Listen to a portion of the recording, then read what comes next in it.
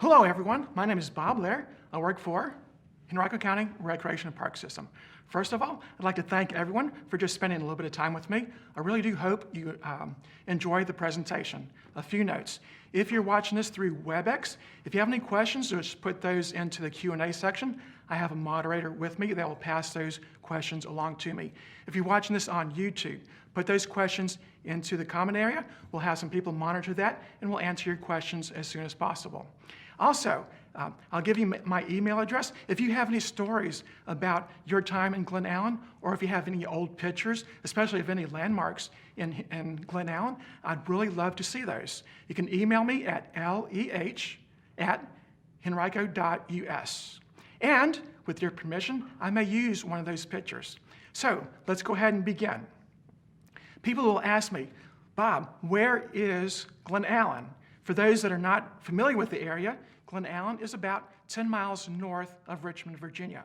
And even if you are from the Glen Allen area, people will still ask that question, where is Glen Allen? Since Glen Allen is not a town or a city, there are no defined boundaries. So you can ask all sorts of people. They'll give you answers that are all over the map. But what I will discuss is where Glen Allen began. And you can see that in this map right here. The map that you have, going from left to right, is Mountain Road. From north to south is now the CSX railroad line, originally the RF&P line. Now the boundary that is outlined in yellow is the Glen Allen Small Area Study. This study was put together by Henrico County around 2016 in order to look at and try to preserve the character of Glen Allen. So before we talk about Glen Allen, before the English settlers were here, we do have to mention that there were some other people living here. And this map right here is a William Hull map from 1624. On this map, north is pointing to the right. So it's if we're in the Atlantic Ocean looking west toward Virginia. So I'm going to zoom in to the central Virginia area. Right at the bottom, you may see Jamestown.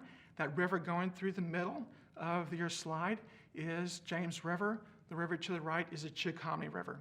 So toward the top where you see Powhatan and the falls, that's about where Henrico is. Now this is 1624, so the map is not exactly to scale. But as you can see from this map, we're just on the edge of the Powhatan Confederacy, which consisted of about 30 Algonquin tribes.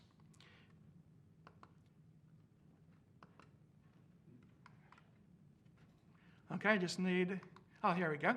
Okay, so this is one of the first maps that I could find of the Glen Allen area that has some significant details. As you can see, there are names to some roads, names to some of the waterways, as well as some of the residents and businesses in the area. From the bottom right, you see the Brook Turnpike Road. As it goes north, it stops and splits. That's about where the Wawa is today. So your choices are, you can go to the right and head north toward Fredericksburg, hence the name, the stage road from Fredericksburg to Richmond, quite the long name. Eventually, it was changed to what name? Anyone? Anyone? Telegraph Road. That's just for the Ferris Bueller fans out there. If you took a left, you would head west toward Louisa, hence the initial name of Louisa Road. There are a few waterways. One right in the center of your screen is the North Run, which is the little waterway that you cross as you're approaching Meadow Farm. In the bottom left of your screen, you'll see the Springfield pits and the Deep Run pits. Those are the coal pits. Most people aren't familiar that at one time, Henrico did have coal pit industry. So we're going to jump ahead about 34 years to the 1853 Smith map. As you can see on this map, there's quite a few more details, landowners that are on your screen, as well as the addition of the RF&P train tracks. I'll zoom in to the Glen Allen area, and as you can see from left to right, you'll see Dr. Shepherd's place, which is Meadow Farm.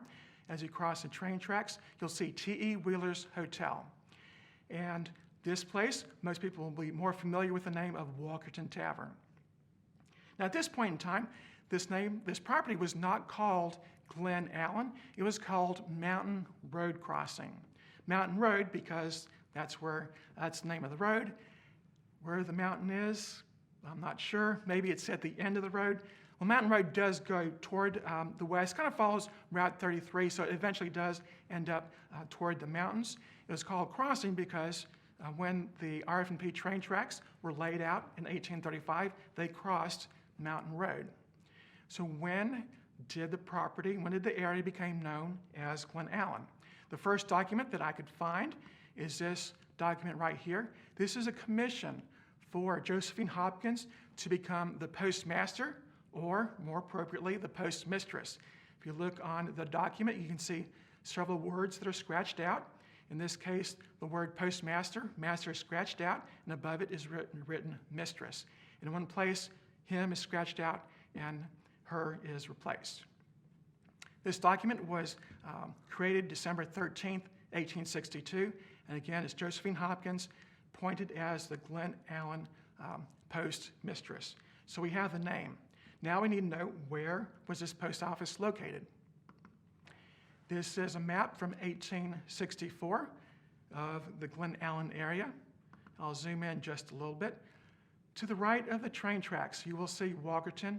Below that, you'll see Glen Allen Post Office. So at one point, the Glen Allen Post Office was operated out of the ground floor of Walkerton. Below that, you'll see Mrs. Hopkins. Mrs. Francine Hopkins purchased the property in 1857, moved in with several of her adult children, Josephine being one of them. She was the one that operated the post office out of the basement during the Civil War. So we know the first document, we see a map, but what about the word Glen Allen? There is no person named Glen Allen. Well, there may be a person named Glen Allen, but Glen Allen was not named after a person named Glen Allen. Glen is a geographical term, meaning a secluded valley. Where the valley is, I've not found that yet, but evidently someone in Henrico loved the term Glen Allen, or Glen. There's Glen Allen, there's Glen Lee, there's Glen Echo. But we do know where the name Allen came from. And just below Mountain Road, there's four little boxes. In those boxes, that's the B. Allen residence. It stood for Benjamin and Susan Allen. They lived there right close to the tracks.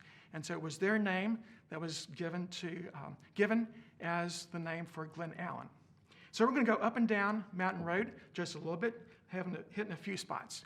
First place is Meadow Farm. This is one of our premier recreation sites in the county. If you've not been there, you definitely need to go. Have a great historic site with lots of animals. So if you have kids, grandkids, definitely bring them by.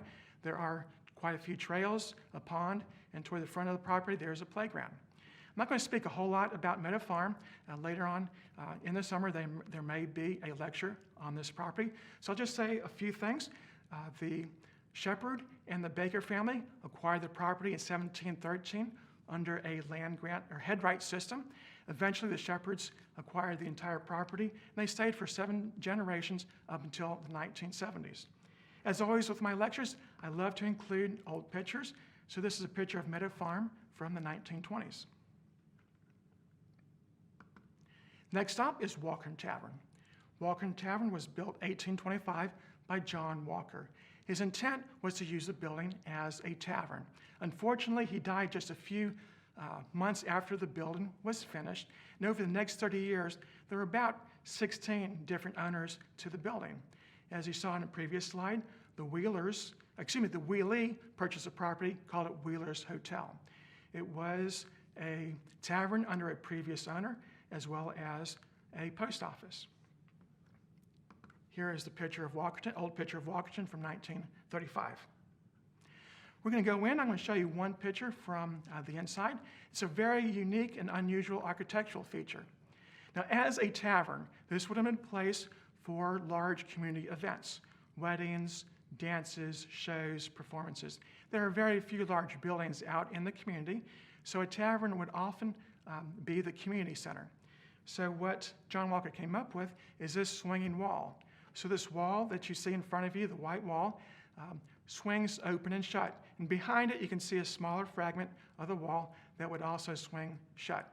So depending on the need of the tavern for that night, you'd swing open the walls. When you were finished with an event, you could close the walls. So this is what the wall looks like when it's open. And this is what it looks like when it's closed.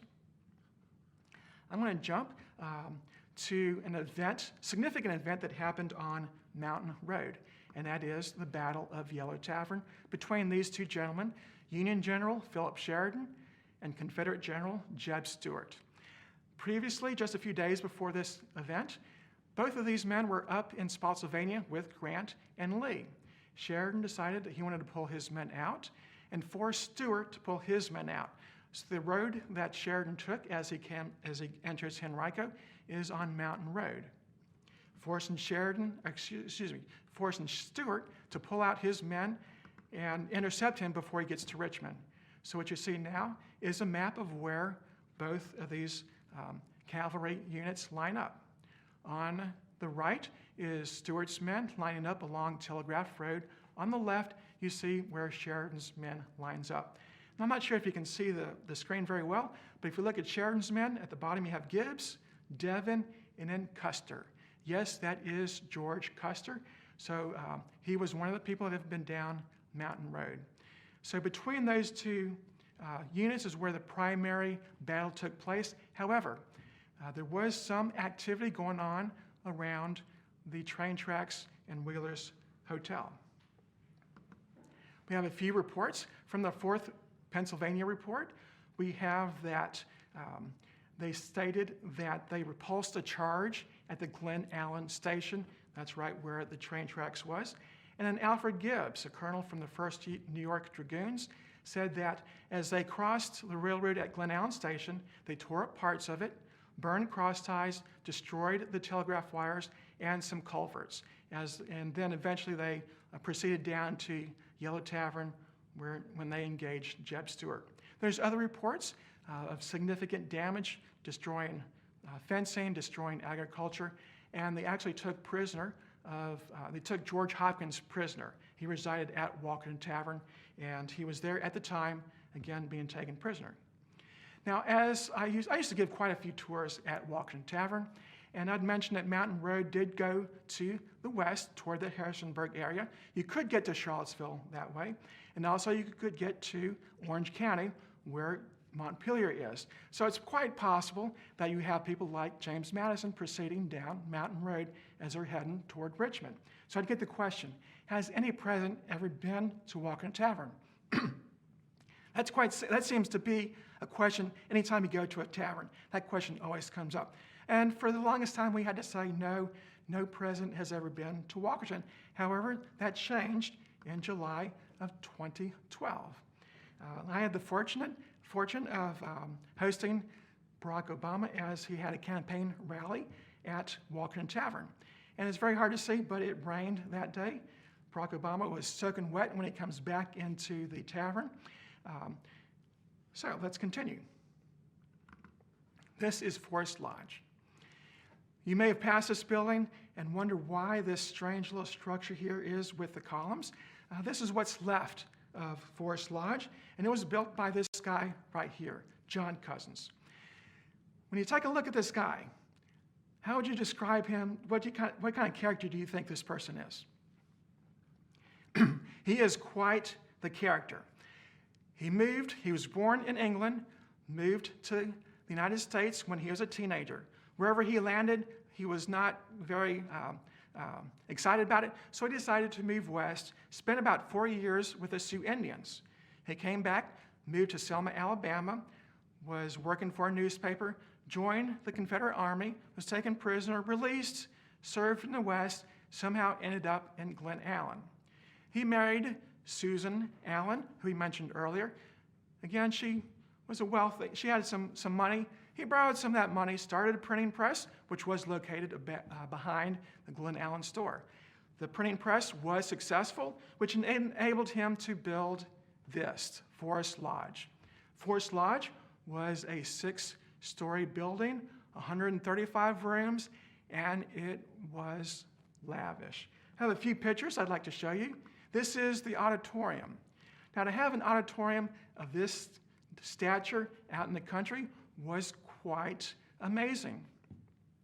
John Cousins' thought was that people traveling from New York to Florida would want to stop about halfway, and so he built this lodge right near the train tracks, hoping that people would get off, stay at his facility. Here is an outdoor picture. He had several man-made lakes. On the right is John Cousins. In the canoe with him was a Sioux Indian. Several of his friends from the West came to visit him, as well as Buffalo Bill Cody. If you have a resort, you're going to need to advertise your property. This is an advertisement for the Forest Lodge Lithia, Lithia being another name for mineral water. What was great about his water? I'll let you go ahead and read that. Yes, the water contained arsenic. It had some benefits. You can read it right here. I tried its effect in the case of chronic gastric cartera with great success and can recommend it for general nervousness, gout, and rheumatism. So, cheers. I just need a little sip of water. Here's the old picture of Forest Lodge. Unfortunately, the resort did not succeed, and it was closed shortly after it opened sometime around the 1900s. It was used for several different purposes. Someone tried to use it as a golf club. Some people tried to use it as a recreation center and apartments. The next stop is the Virginia Randolph Museum. Again, next Friday, Julian Charity with Recreation Parks is going to do a presentation on this museum and Virginia Randolph. So I really encourage you to watch this program as well. One thing I will mention about this property. This is the only property in the county that is on the National Historic Landmark list. The National Park Service has two lists: the National Register of Historic Places, places that are of local, regional, and state significance, as well as the National Register Landmark. The landmark list is places that are of national significance. And again, the county only has one property, and this is it. The reason why this is so significant is not because of the building itself. It is because of this person right here, Virginia Randolph. And what you see here is her first school. So again, next week, log on and register for the Virginia Randolph program. The next stop is the Glen Allen School, which is now the Cultural Arts Center of the Glen Allen Cultural Arts Center. It was opened up in 1999, but it was not the original Glen Allen School. The original Glen Allen School was first out of the home of Elizabeth Holliday. Eventually, they built her a one-room school, as you can see in the bottom right. In about 1901, they added a second room. The Glen Allen School, the center portion, was built about 1911, and then over the next few decades, you see several other additions. Next is the Courtney Road service station. This is on the corner of Courtney Road and Mountain Road. You may think it's strange that there would be a gas station here in the middle of a community, but remember, Mountain Road was a significant road heading toward the Harrisonburg area. As I've driven to Farmville a few times, I'll see these sort of house and canopy-style buildings alongside the road. Those were gas stations. So this is a house and canopy-style building. As cars became more popular, the need for gas stations rose as well. So a lot of these gas stations were built around the 1920s. This picture is of a gas station, I think, from about the 1980s. Records from 1938 indicated that Barlow owned the property. It was run by the Wiltshire family. And many people from the community will still call this the Wiltshire property. And here is some pictures from the inside. They sold Sinclair gasoline. Sinclair gasoline's mascot was the dinosaur. And you see a few Pixar movies that has the Sinclair dinosaur mascot, Toys and Cars. Toy Story and Cars movie will have the Sinclair dinosaur in their movie. I want to talk about a notable family that lived on Mountain Road. This is the Carter residence. It's on the corner of Old Springfield and Old Mountain Road. You'll see this house as you're driving west on Mountain Road heading to Staples Mill. It is not the Jimmy Carter family that lived here. It is Maybelle and Ezra Carter and their daughters that lived here. If you're very familiar with the family, They originated out of the Southwest Virginia. They moved to the Richmond area about 1943, eventually moving to the Glen Allen area about 1946. They stayed for about a year and a half. I have a few pictures here of them by their house. They moved to the Richmond area to get a little bit more exposure in the music industry. They perform on WRNL as a music act for one of their shows. Eventually started on WRVA for the Old Virginia Barn Dance. Got a few more places to talk about, a few unusual places. This is the Darling Smokestack. You'll see this smokestack as you're crossing Mountain Road, or as Mountain Road crosses the train tracks. You'll see this on the north side. One day someone asked me, "Bob, do you know why the word Darling is on the smokestack?" And I decided, "No, sir, I do not know why." And he proceeded to tell me it was quite the romantic story. He said that this was going to be a message to a young lady as she was on the train traveling north. Her instructions were, if you're traveling north and you see a sign on the smokestack, you're to get off and we're going to live happily ever after. It's quite the romantic story, quite the daring story. I would not climb a smokestack like that to write a word. However, that's not accurate, as I later found out. The Darling stands for J. Frank Darling. J. Frank Darling operated a lumber company on this site. He provided flooring and other wood material for building houses. The property was opened up about 1924. 1948 in June, about 1 o'clock in the morning, the security guard heard an explosion, and the ensuing fire pretty much destroyed the entire property. The planing mill, the engineer room, the boiler room, several vehicles were destroyed. So pretty much everything was torn down, and the only thing that survives is a smokestack and a romantic story. Moving on is this granite marker. This granite marker is across from the Virginia Cliff Inn. As one time I actually stopped here trying to figure out what this granite marker was, and there was no indication on the marker. So I just kind of put it on the back burner, really didn't pay much attention to it. Several years later, one of my coworkers got a phone call. He was very excited. He's been doing some research, and he wanted to know if this granite marker was a grave marker for Colonel Dahlgren.